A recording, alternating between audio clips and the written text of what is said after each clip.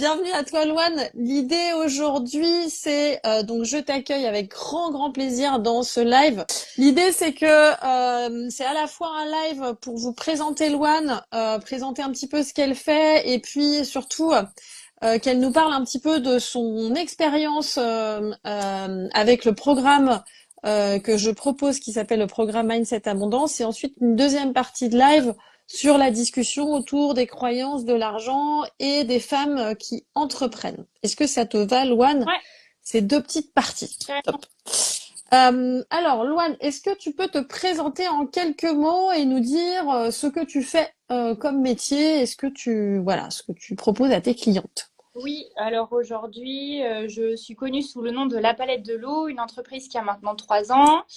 Je suis community manager et je m'occupe de la communication de une dizaine de commerçants au sein de la ville de Challans. Et à côté, je peux également vous accompagner pour la création d'identité visuelle quand vous venez de créer une entreprise. Avant de rejoindre le programme d'accompagnement que je propose, où est-ce que tu en étais toi dans la gestion de ton entreprise, dans la relation à l'argent et qu'est-ce qui, voilà, est-ce que tu te souviens ce qui t'a décidé à intégrer le programme? Carrément. Alors, je ne savais pas combien je me payais par mois. Je ne savais pas exactement déjà d'une quel était mon chiffre d'affaires et après quelle était la somme que je pouvais me verser en salaire. C'est en ayant discuté avec toi autour d'un café que je me suis rendu compte que je ne connaissais pas en fait le salaire exact que je faisais, que je n'avais pas réalisé ça sur une année entière. Et en fait, quand j'ai commencé à regarder à quelle hauteur je me rémunérais, quel salaire je pouvais me faire, je me suis rendu compte qu'il était très faible par rapport au taux horaire engagé pour la clientèle. Et là, je me suis rendu compte que c'était plus possible, mais la conversation à l'argent, le rapport à l'argent en tant que femme, en tant que jeune femme, en tant que jeune Mmh. entrepreneuse, je trouve qu'il est difficile de pouvoir demander aux clients d'augmenter, surtout avec les conjonctures actuelles. Et puis, je n'avais pas forcément de légitimité à augmenter mes tarifs. Donc, c'est pour ça que j'ai décidé d'intégrer Mindset pour pouvoir avoir un meilleur rapport à l'argent, mieux connaître mon chiffre d'affaires, Mmh. pouvoir développer mon entreprise aussi. Ça m'a vraiment permis, j'en parlerai plus tard, mais d'axer sur une, autre, une autre volonté, enfin une autre tournure pour mon entreprise. Et voilà, j'ai appris énormément de choses. Sur l'expérience du programme, donc je rappelle, le programme il dure 3 mois, un petit peu plus de 3 mois. Qu'est-ce qui t'a le plus marqué? Qu'est-ce que, bah, voilà, est-ce qu'il y a une expérience particulière, un module qui t'a marqué ou une thématique qui t'a le plus marqué dans ce que tu as vécu, soit avec moi, soit avec le groupe? C'est celui où j'ai participé particulièrement toute seule parce que bah, après on est plus ou moins disponible pour accepter pour être là sur les lives et c'est celui que j'ai fait particulièrement toutes les deux ensemble qui m'a marqué.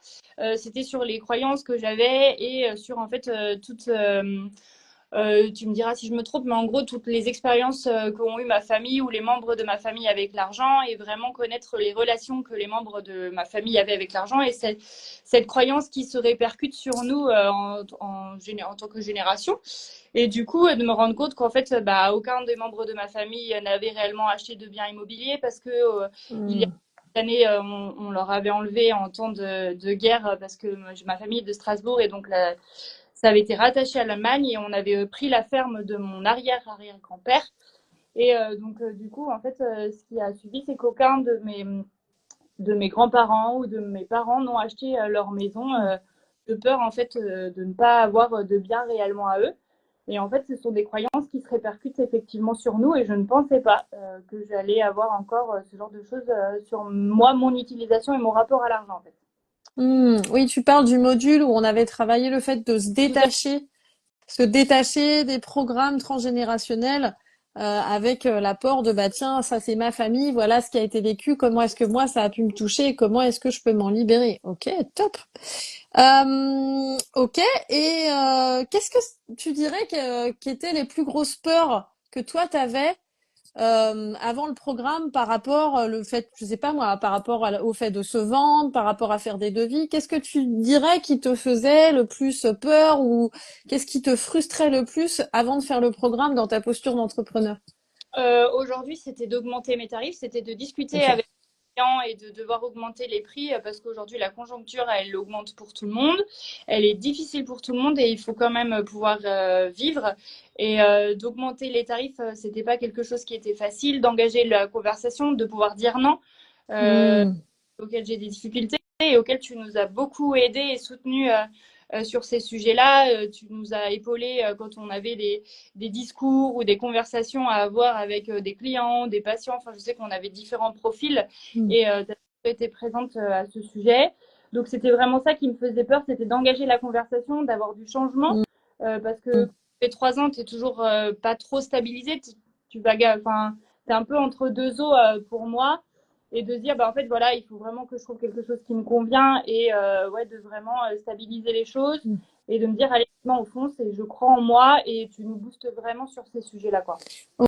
Ok, et donc est-ce que maintenant, quand tu as un client ou une affaire où justement t'as pas forcément le temps, c'est pas forcément, tu pourrais faire cette mission pour ce client, mais tu dis c'est pas exactement mon domaine de compétence, donc ça va me demander beaucoup de travail, beaucoup de préparation. Est-ce que maintenant, quand tu as justement bah, des demandes qui sont pas forcément rentables et où tu sais Mm. d'avance que ça va te prendre du temps, est-ce que ça a plus de facilité pour toi à recadrer ou à remettre un non face au client ou alors plutôt à lui proposer d'attendre que tu en aies plus de Et temps justement? Est-ce que ça c'est plus facile? alors Ouais.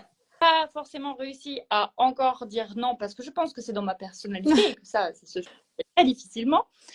Cependant, j'ai réussi, et Mélanie qui suit le live pourra en témoigner, à repousser, si tu veux, à me dire en fait là aujourd'hui, j'ai pas le temps à vous consacrer, mais cet été, je sais que ça se calme plus, j'ai plus de Hmm. disponibilité. Donc à agrandir les deadlines et quand je vois vraiment qu'en fait c'est pas dans mon champ de compétences ou qu'alors enfin ou que ça l'est mais que c'est pas quelque chose qui me fait vibrer aujourd'hui parce que je tends à travailler plus sur des identités visuelles, j'essaye de faire comprendre aux clients ou de rediriger vers d'autres personnes. Hmm. Ok, top, trop bien. Bonjour à ceux qui viennent d'arriver. N'hésitez pas à poser des questions si vous avez des questions supplémentaires à poser à Loane ou à moi. Est-ce que après le programme, Oui. est-ce qu'il y a des actions que tu as osé faire que tu n'avais pas forcément l'audace de faire? Là, tu viens de dire, bah, nous, ce qui a le plus changé pour moi, c'est la confiance en moi, c'est oser dire. Est-ce qu'il y a une action que tu n'osais pas faire avant le programme que aujourd'hui tu as beaucoup plus de facilité à faire? Alors, depuis le programme, tous les devis que j'ai fait signer sont tout à fait à la hauteur de mes espérances et de l'objectif financier que je m'étais fixé. Donc là-dessus, je sais que j'ai réussi à me vendre à une valeur que je trouve juste. Mmh. Euh, à aller dans l'axe de l'identité visuelle et à signer 4 nouveaux contrats dans les identités visuelles autres que les community managers. Donc j'ai vraiment eu une évolution au sein de l'entreprise et de la manière dans laquelle je voulais la faire évoluer. Ok, top. Donc t'as signé 4 nouveaux devis depuis le programme Ouais, sur les offres un peu plus tout valorisantes. à fait. Euh, c'est ce que tu voulais développer grâce au programme. Ok, top.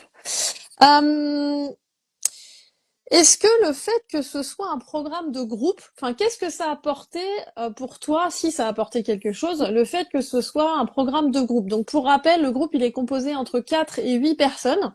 Alors, pourquoi j'accepte pas plus de 8 personnes? C'est que entre les séances, je leur donne l'occasion de me faire des retours, de remplir des exercices, de poser des questions, de m'envoyer leur feedback. Et donc, je veux vraiment que ce soit une formation et un programme adapté et personnalisé pour toutes. Est-ce que tu te souviens ce que ça t'a apporté de vivre le programme en groupe? Donc là, j'ai bien entendu qu'il y avait des sessions en live, en coaching perso et individuel qui t'ont apporté. Qu'est-ce que ça a créé pour toi, si ça a créé quelque chose, que ce soit en collectif? Eh ben, tu as ce soutien en fait parce que toi tu nous boostes, tu nous coaches, mais il y a aussi des moments où tu dis bah en fait est-ce que c'est normal parce qu'on est enfin on était toutes des femmes séparées, enfin je veux dire à travailler seules en micro ou Hmm. à notre compte mais à travailler vraiment que pour nous. Et du coup, on n'a pas souvent de collègues avec qui on peut discuter ou de ces difficultés. Et donc, de se retrouver plusieurs femmes avec des échanges communs où on pouvait se booster les unes avec les autres, se soutenir.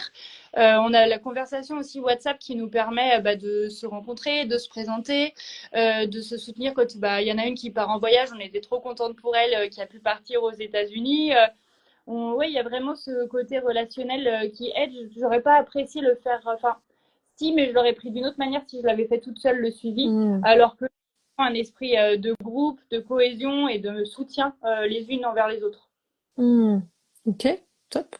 Est-ce que tu pourrais nous dire, pour terminer, pour la dernière question, donc bienvenue à ceux et celles qui nous rejoignent, à qui tu recommanderais ce programme? S'il y avait une typologie de femmes où tu dirais, ah bah ce programme, il est vraiment pour ces femmes-là, tu dirais que c'est pour quel type de personnes? Si, Euh, alors, en vrai, tout le monde en aurait. Je pense que toutes les femmes, on en a besoin parce qu'on a un rapport à l'argent qui est quand même particulier en tant que hmm, femme. Déjà, on est femme, on n'a pas le même rapport à l'argent, je trouve, qu'en étant un garçon.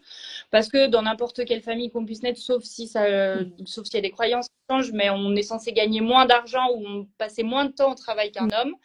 hmm, Après, principalement aux femmes qui ont leur entreprise, hmm, parce que tu apprends vraiment à savoir notre rôle, nos valeurs, hmm, avoir vraiment une relation à l'argent différente, créer des devis en adéquation avec la valeur ajoutée qu'on va apporter aux entreprises, à travailler sur notre discours.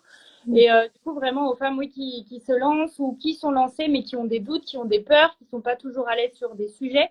Et en fait, tu te rends compte que bah, y a des croyances ou il y a des éléments qui sont pas bien ficelés pour nous. Et en fait, on a besoin pour moi, de cette formation à tes côtés pour nous aider, à nous coacher, à nous réaligner dans le droit chemin et à nous enlever ces doutes et ces peurs par rapport à l'argent, au business, au relationnel, à savoir dire non. Et en fait, tu nous donnes des outils qui vraiment nous permettent de mettre en action tout ce qu'on apprend, les tableaux, enfin, vraiment les documents Excel, etc. Donc, franchement, après, on repart avec une base de données qui est hyper pertinente et intéressante. Ok. Alors sur la partie un peu plus, on va dire inspirationnelle, sur maintenant si on peut diriger la conversation vers bah, qu'est-ce qui fait que les femmes se sentent parfois un peu bloquées sur la vente et l'argent. L'idée, c'est dans toi, ta manière de voir les choses, puisque donc Loane est graphiste, donc elle s'occupe aussi beaucoup de l'image en fait des entreprises. Hein, si j'ai bien compris, bien sûr, ce que tu fais, et tu peux amender et modifier. Toi, donc puisque toi, tu t'occupes de l'image des entreprises de manière globale, j'imagine que tu travailles avec des femmes dirigeantes aussi. Ouais. Qu'est-ce qui bloque pour toi?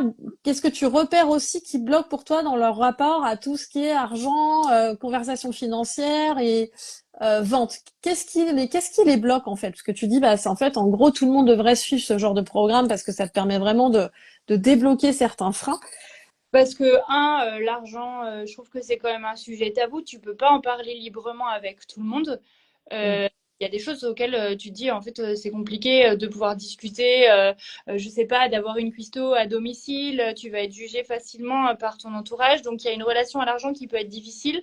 Parce que quand tu vas demander, quand tu vas estimer ton travail à une valeur, tu vas aussi être comparé. mm, Et moi, j'ai ce syndrome, les gens ont souvent ce syndrome de l'imposteur en se disant ouais, mais en fait, mm, je l'avais aussi, ma concurrente, elle se vend tant par mois, moi je me vends en dessous. mm, Est-ce que ça veut dire qu'en fait, je me vends pas correctement? Est-ce qu'elle se vend trop cher? À quelle valeur est la plus juste? Donc il y a ces histoires de concurrence. Aujourd'hui, il y a un marché qui fait que les femmes elles se mettent beaucoup plus à leur compte. Mais on a quand même ce côté légitimité où en fait une femme, bah, elle doit quand même avoir entre guillemets, malheureusement, même si on est en 2025, ce rôle à la maison et qu'on essaye de diminuer, etc., de travailler autant, voire plus qu'un homme, c'est compliqué. Euh, mm, de compte, on travaille souvent chez soi parce qu'avoir un bureau, des fois, c'est pas envisageable. Et donc, tu vois, tu as cette limite aussi de couper et de travailler à la maison. Il y a mm, vraiment des rapports à l'argent qui sont compliqués. Je sais que c'est des sujets aussi conflictuels, comme tu as pu nous le faire mm, bah, travailler et comprendre. C'est dans les croyances et c'est vraiment quelque chose d'être riche, c'est pas toujours très bien vu non plus, ou mm, de bien gagner. mm, Et aujourd'hui, il y a vraiment cette place où la femme, elle se dit, bah, en fait, j'ai envie de monter mon entreprise. Déjà, en fait, c'est comme si on avait l'impression qu'on s'octroie la chance de faire quelque chose qu'on aime, mm. parce que maintenant, que du coup de gagner beaucoup, bah, ça serait encore monter un deuxième palier et gagner la médaille d'or, tu vois, par rapport à la médaille d'argent que tu as déjà gagné en faisant quelque chose que tu aimes. Mm. Je vois un peu comme ça et c'est un peu ce que je ressens au niveau de ça. Et après, il y a des gens qui débutent juste, donc ils n'ont pas la trésorerie et là, tu as le côté affectif qui pour moi marche. Enfin, qui m'impacte un peu en me disant, bah voilà, mince, elle commence juste, elle débute, est-ce que je réduis mes prix ou pas? Et en fait, ma valeur sera la même que pour quelqu'un qui a créé son entreprise depuis longtemps. Donc non, c'est pas toujours évident. Et en fait, ouais, c'est ça il y a beaucoup de, je trouve, beaucoup d'aspects qui jouent dans ce rôle-là, dans le fait que la femme, elle se sente pas toujours à l'aise avec ces histoires d'argent, en fait. Donc moi, ce que j'entends, c'est toi, tu vois les choses. Ben moi, je vois que déjà, elles se comparent beaucoup aux autres et du coup, ça les bloque dans leur manière de vendre. Tu parles aussi de leur rôle à la maison, en disant que dans notre société aujourd'hui, bah il y a des inégalités aussi dans le rôle de ce que la femme va gérer dans son foyer au sein de sa maison avec ses enfants, etc. Et donc du coup, tu dis que ça peut peut-être la bloquer dans son ambition. Et la troisième raison que j'ai entendue dans ce que tu viens de nous partager, c'est aussi, je remarque qu'une fois qu'elles gagnent un petit peu bien leur vie, elles ont du mal à dépasser un certain Ouais. palier parce que psychologiquement, elles se disent bon bah j'ai déjà la médaille de bronze, c'est déjà très bien, j'ai pas forcément envie d'aller choper la médaille d'or parce que c'est pas pour moi, parce que même dans notre identité de femme, on n'a pas forcément été éduqué. Et là, je rajoute que bah en fait, on peut devenir riche, on peut s'enrichir, on a le droit de s'enrichir et même on s'autorise à s'enrichir, quoi. Je vous conseille de ne pas vous comparer aux autres et de ne pas devenir obsessionnel avec le fait de regarder le compte Instagram d'un tel ou le compte internet de telle personne parce que ça va tendance à avoir un effet négatif. Et puis il y a des choses qui ne sont pas comparables puisque justement l'idée qu'on va travailler dans le programme notamment, c'est trouver des éléments différenciants qui vous caractérisent vous dans votre singularité et qui n'ont rien à voir avec les autres. Donc on peut pas forcément comparer. J'ai une personne qui m'a envoyé un petit message, je sais pas, il y a une semaine, lors de l'ouverture des portes, qui m'a dit ah regarde ce compte Instagram, il fait la même chose que toi, c'est le même programme, tu vas voir, regarde, intéresse-toi. Et en fait, je trouve que c'est le pire conseil qui soit, quoi. J'avais envie de lui dire, bah, merci beaucoup pour votre reco, mais en fait, j'ai pas forcément envie d'aller voir tout ce que les autres font de la même chose que moi, parce qu'il y a plein d'offres possibles, y compris pour toi, Loane. J'imagine que dans le community management et dans le graphisme, il y a un certain nombre de concurrents, mais focalisez-vous plutôt sur votre singularité et ce pourquoi vos clients, vous aiment vous, quoi. Hein. Qu'est-ce qui est important dans ce que vos clients apprécient chez vous? Est-ce qu'il y a autre chose, tu penses, toi, qui fait que les femmes, elles ont peut-être un complexe aussi à parler d'elles? Donc, par exemple, quand t'accompagnes, toi, une femme dirigeante ou une société à travers laquelle, dans la direction, il y a des femmes, et que tu sens qu'elles ont du mal à communiquer et elles te demandent de l'aide, justement, pour créer des posts, communiquer, etc. Qu'est-ce que tu dirais qui sont les erreurs qu'elles peuvent faire au début par rapport à leur image, par rapport au fait de communiquer, puisque toi tu vas les conseiller. Donc est-ce que tu aurais une idée des erreurs que les femmes entrepreneurs font quand elles essayent de communiquer sur les réseaux? En fait, aujourd'hui, qui est l'effet, entre guillemets, que je trouve pervers des réseaux sociaux, c'est que ça a été créé pour, en fait, connaître l'image des gens et connaître ce qui se passe dans leur vie, ce que tu ne vois pas. En fait, entre guillemets, les réseaux ont été créés pour voir les coulisses de la vie des stars. À la base, ça a été créé pour ça. Aujourd'hui, on l'utilise parce que c'est un moyen de communication qui est facile, qui est, entre guillemets, gratuit, sauf qu'on demande énormément de temps. Avant, tu pouvais utiliser les réseaux pour promouvoir ton entreprise, apporter une promo, mettre en avant une nouveauté. Aujourd'hui, ce qui va fonctionner, et c'est pour ça que que je n'aime pas ce côté pervers, c'est les photos. En fait, dès que tu vas mettre la photo de la personne qui va gérer l'entreprise, dès que tu vas mettre les salariés en image, que tu vas les mettre en action, et ben là, du coup, tu vas susciter de l'intérêt et du coup, tu vas vraiment avoir l'impact que tu cherches depuis longtemps. Or, ça ne sera pas une information plus pertinente qu'une super promo, je sais pas, je te dis ça sur un soin ou sur une collection de vêtements, etc. Enfin, tu vois, tu n'as pas l'impact que tu aimerais, tu n'as pas ce côté commercial pour lequel tu utilises les réseaux. En fait, je trouve qu'aujourd'hui, ça a le mérite d'être fait parce qu'il y a des robots, il y a tellement de choses qui sont mises en avant sur Instagram, sur Facebook et puis sur TikTok qu'on se dit en fait est-ce que c'est un robot derrière, etc. Donc on a besoin d'humaniser les réseaux. On a besoin de voir qui se cache derrière, surtout quand on vend sa personne en fait. Comme à Stéphanie, à Mélanie, quand elles vendent leurs services, on a aussi besoin de faire confiance à une personne. On a aussi d'avoir un attrait, et c'est pour ça que en fait la concurrence elle doit pas nous faire entre guillemets peur, même si je sais que c'est plus facile à dire qu'à faire parce que j'en ai aussi peur, mais en fait on est toutes différentes et je pense qu'on accepte d'abord de travailler avec la personne Oui. réellement Ouais. que pour ce qu'on vend, parce que dans ces cas-là on irait voir quelqu'un d'autre et après on irait travailler sur son tarif, etc. Donc c'est important de montrer aujourd'hui qui on est, mais de pas trop en abuser, et parce qu'en fait on va faire disparaître l'image première des réseaux, qui est de mettre en avant un commerce ou une entreprise, et montrer vraiment que ce qu'on a envie de voir et des photos de personnes en action à faire l'andouille entre guillemets ou ce genre de choses quoi. Ouais.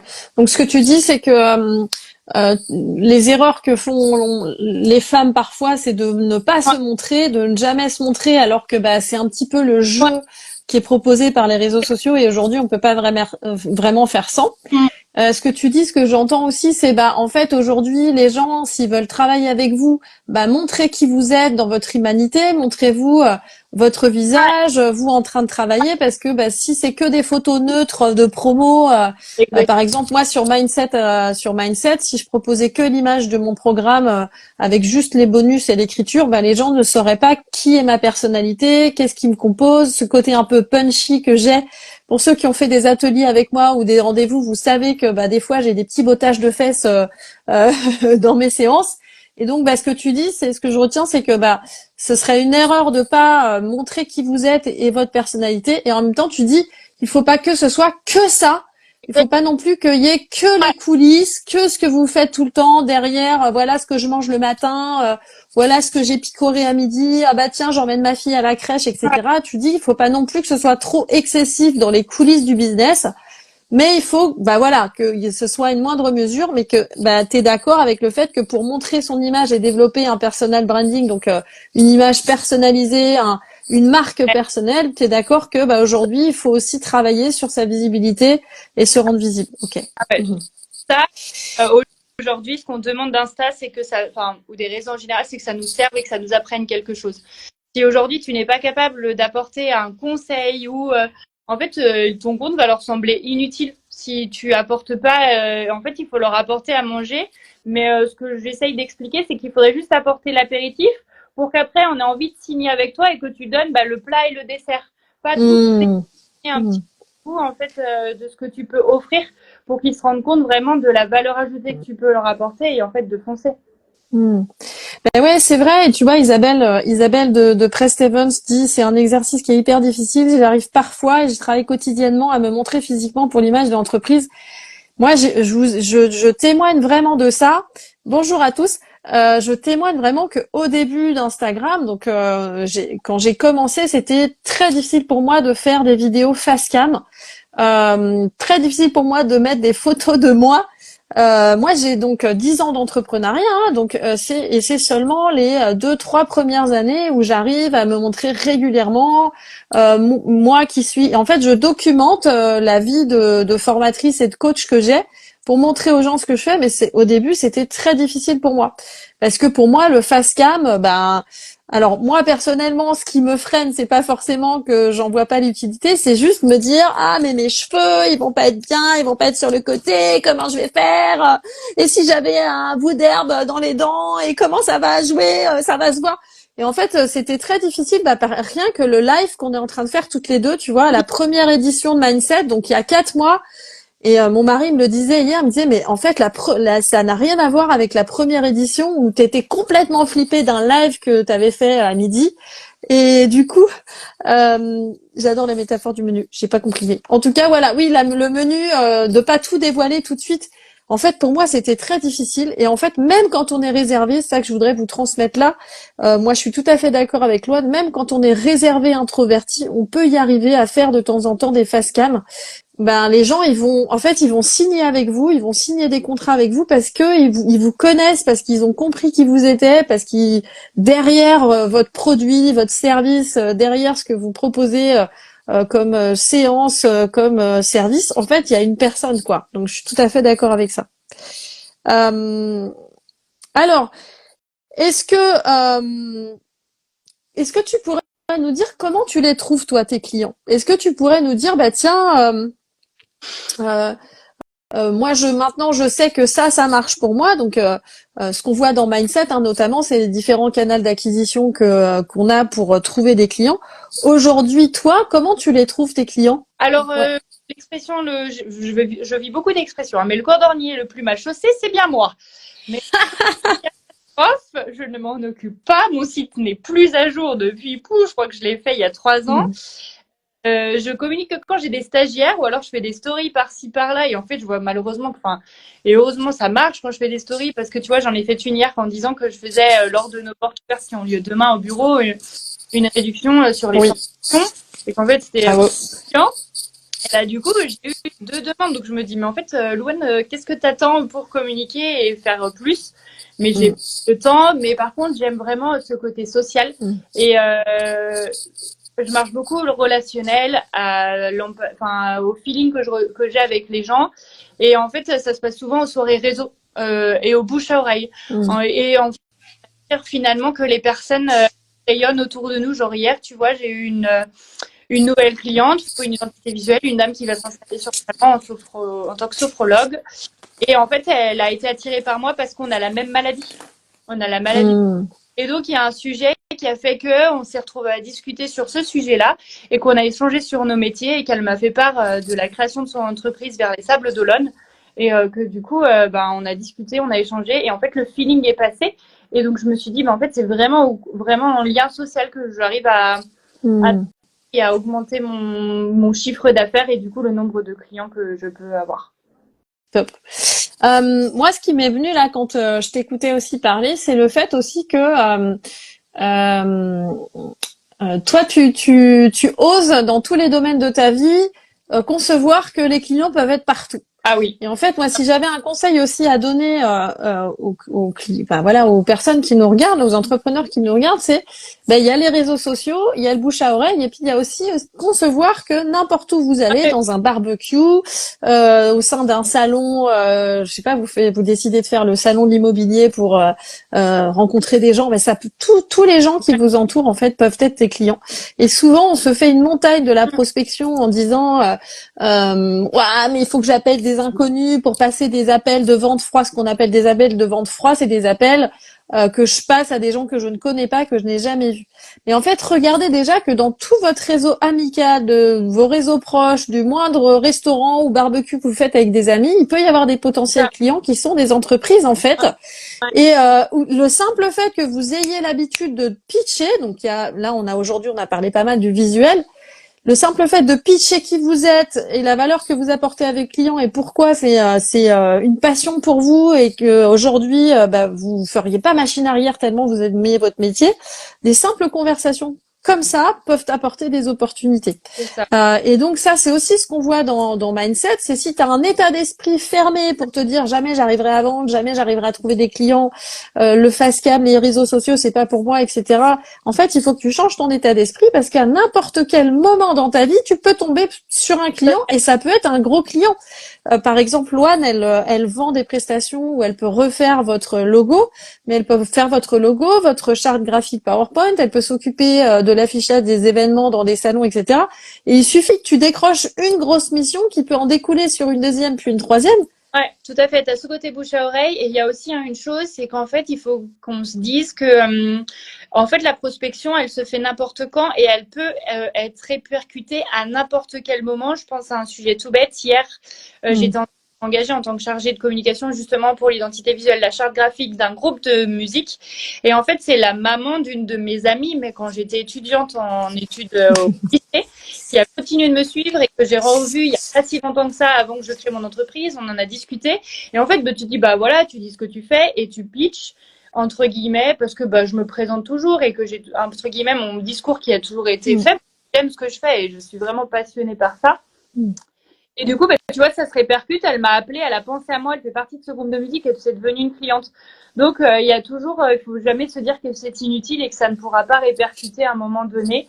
Et il y a une deuxième chose, et ça l'a encore plus fait après Mindset, c'est plus vous êtes convaincu de ce que vous et de ce que vous vendez, plus on est convaincant. Et ça, je l'ai tout appris à l'école.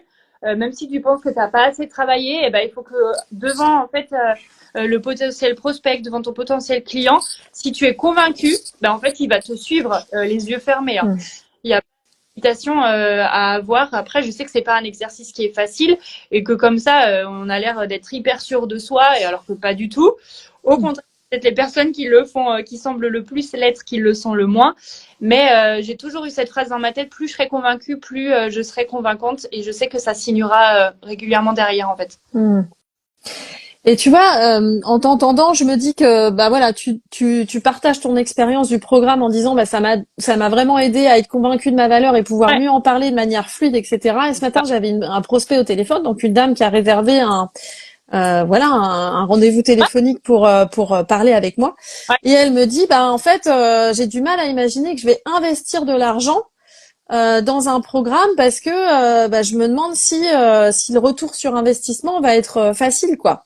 Parce que effectivement j'ai du mal à parler d'argent, c'est sûr que j'ai un problème avec le fait de m'autoriser à devenir riche parce qu'en fait il y a beaucoup de choses en nous qui font qu'il y a des blocages pour oser vivre confortablement bien sa vie. Parfois on choisit des business models qui sont pas adaptés pour nous verser un propre salaire. Oui, t'en sais quelque chose, ça te rappelle quelque chose. Et du coup, qu'est-ce que je pourrais leur répondre? Est-ce que vous auriez des idées sur le fait de dire, voilà, qu'est-ce que tu pourrais conseiller à quelqu'un qui se dit, waouh, parce que, alors le programme n'est pas à 3 000 €, mais il est quand même autour de 1 000, 1 200. Il passe à 1 600 après un certain moment d'inscription. Qu'est-ce que tu pourrais dire à ces gens qui n'osent pas forcément investir en elles, en mode, finalement, mon problème, c'est l'argent parce que j'en ai pas assez. Et du coup, je me forme pas pour avancer. Qu'est-ce que tu pourrais dire comme conseil, Moi, toi? j'ai eu un super retour sur investissement. Je me suis permis de restructurer, entre guillemets, l'entreprise. Ça m'a permis d'y voir plus clair et de mieux me vendre ensuite. Donc, d'avoir des dossiers à la hauteur de ce que je suis capable de faire. Donc, j'ai gagné, entre guillemets, si j'avais pas fait la formation, je me serais pas permis d'augmenter mes tarifs sur les futurs clients. J'ai aussi restructuré et j'ai signé des identités visuelles. Donc, entre guillemets, pour moi, ça a été un réel atout. Donc, est-ce que tu peux mettre en avant aujourd'hui les expériences que tu as déjà eues auparavant? C'est-à-dire qu'en fait, les personnes qui ont déjà participé à cette formation ont eu un retour, un réel retour au niveau de leur clientèle, une réelle évolution, une augmentation qui peut être signifiante au niveau du chiffre d'affaires. Après, je trouve que c'est pas inutile et en fait, il faut pas le voir sur le à court terme. Pour moi, c'est dans la vie de tous les jours. Je sais que, ok, je vais pas être, c'est pas que je vais pas être à l'aise, mais je ne vais pas parler d'argent avec tout le monde. Je suis à l'aise à en parler, mais je ne vais pas le faire avec tout le monde parce que je sais qu'il y a des personnes qui vont juger, critiquer, etc. Contre, ça a changé ma philosophie de vie et je sais que je suis à l'aise à parler d'argent. Tu nous as aussi appris à mettre de côté, à avoir ces côtés d'enveloppe, etc. Donc, tu peux aussi lui mettre ça en avant. C'est peut-être pas de l'argent elle va dépenser des sous, mais elle va aussi apprendre à en économiser d'une manière différente et à connaître, entre guillemets, son salaire et à savoir le gérer. Moi, j'ai mis une assurance vie en place, je mets de l'argent de côté. Donc, sur le court terme, aujourd'hui, je mets que 100 € par mois, ok. Mais en fait, tu vois, à mes 45 ans, j'aurai une somme conséquente qui va m'être mise à disposition. Et je l'ai fait depuis que j'ai fait la formation. Parce que j'ai trouvé important et pertinent de pouvoir mettre de l'argent de côté.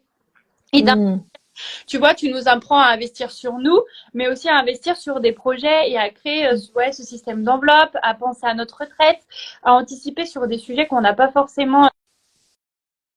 Je pense que c'est pertinent de lui montrer un peu tous les atouts sur le court et le long terme. Ok, top. Ce que tu veux dire, en tout cas, moi, dans ce que je retiens pour les gens qui seraient un peu frileux de s'offrir, alors là, on parlait de ma formation, mais ça peut être de manière globale des formations. C'est de voir qu'il peut y avoir un retour sur investissement qui peut être long terme, qui est pas forcément tout de suite. C'est aussi prendre du recul, voir que ça peut vite augmenter tes clients et ça peut vite augmenter ton chiffre d'affaires. Et c'est aussi, tu disais, voir que ça peut aussi changer ta philosophie de vie. Puisque, pour rappel, sur la première édition, on a fait aussi un tour, c'était la demande des membres. Ça, c'est l'avantage d'avoir des petits groupes, c'est que quand le groupe me demande, à nous, on aimerait bien travailler sur comment on investit son argent dans l'immobilier, parce que même en tant qu'entrepreneur, il faut qu'on pense à notre retraite. Et je recale certains modules pour ajouter certains tips en plus. Ok, top. Loane, on arrive à la fin de ce live. Est-ce que toi, tu pourrais nous dire comment les gens te joignent si jamais ils ont envie de travailler avec toi? Comment est-ce qu'on te trouve? Est-ce que le plus facile, c'est on va sur ton site internet? Est-ce qu'on va sur ton Instagram? Est-ce que tu peux nous dire si les gens ont envie de travailler avec toi? Principalement sur Insta avec la palette de Lou. Sinon, il y a mon site internet, pareil, lapalettedelou.com, si je dis pas de bêtises, normalement j'ai bien fait ça. Et généralement, si on va dans Chaland, je suis quand même, apparemment, on m'appelle Dora l'exploratrice avec mon sac à dos entre faire les commerçants, les divers commerçants. Donc, je suis assez aussi pour le contact facile. Et sinon, j'ai un bureau auquel on peut me voir 26 place Galilée à Chaland. Auquel on peut... Ok. Merci pour tous vos commentaires. Merci pour ce live, Loane. J'étais vraiment contente de te voir, de te revoir, d'avoir tous ces retours positifs sur le programme. Donc, je rappelle que si vous cherchez à augmenter votre chiffre d'affaires, si vous cherchez à avoir une activité plus rentable, si vous voulez vous pouvoir vous verser à la fin du mois des revenus confortables, allez, ça suffit là, on y va, on va chercher la richesse, on va chercher l'argent, hein. Et en fait, si vous voulez travailler justement, avoir un business qui vous permet de vivre confortablement et d'avoir le temps que vous souhaitez, les inscriptions sont ouvertes pour Mindset. Donc Mindset, c'est mon programme signature que je donne 2 fois par an, dans lequel je transmets tout ce que j'ai appris des 10 ans d'entrepreneuriat que j'ai eu en tant que formatrice, coach et accompagnatrice, médiatrice. Et donc, j'étais ravie de vous voir. Il y aura le replay qui est mis en place. Donc, bonjour à vous si vous regardez en replay. Et le lien pour prendre rendez-vous avec moi si vous êtes intéressé par le programme est dans ma bio. Et je le remettrai ici. Merci beaucoup Stéphanie, Isabelle, Mélanie. Vous avez été les 3 fidèles du live. Est-ce que vous avez des questions? Est-ce que vous voulez profiter des 2 dernières minutes pour nous dire soit si vous avez une question, soit comment vous avez vécu ce live? Merci les filles, vous êtes au top. Merci pour ce live. Écoutez, merci beaucoup à vous. Ça te va si on clôture, Loane? Ouais, sans problème. Eh ben, bisous et à bientôt. Ouais, à plus, Amandine. Au revoir à tout le monde. Au revoir à tout le monde. À bientôt. Au revoir.